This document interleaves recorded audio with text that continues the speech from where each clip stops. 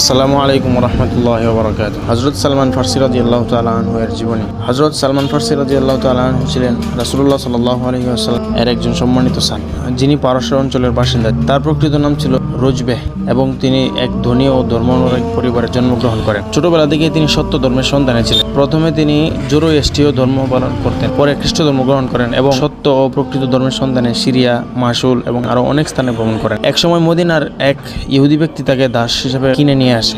সেখানে তিনি মহানবী সাল্লাল্লাহু আলাইহি ওয়াসাল্লামের আগমনের সংবাদ পান এবং নবুয়তের নিদর্শন দেখে তাকে চিনে ফেলেন। সালমান ফারসি রাদিয়াল্লাহু তাআলা আনহু রাসূলুল্লাহ সাল্লাল্লাহু আলাইহি ওয়াসাল্লামের সাথে সাক্ষাৎ করেন এবং ইসলাম গ্রহণ করেন এবং নিজের মুক্তির জন্য একটি চুক্তিতে আবদ্ধ হন।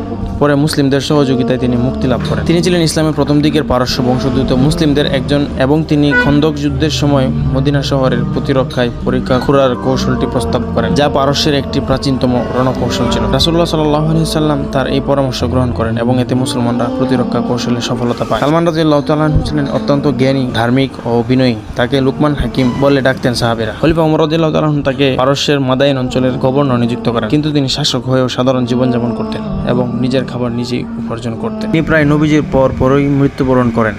তার মৃত্যুর সময় বয়স হয়েছিল কোনো জায়গায় 80 থেকে 90 বছর। তার জীবন থেকে শিক্ষা পাওয়া যায় সত্য ও হকের সন্ধানের উপর অটল থাকা, নিজের আরাম আয়েশ ত্যাগ করে সত্য ধর্মের জন্য কষ্ট সহ্য করা এবং বিনয়ী জীবনযাপন করা।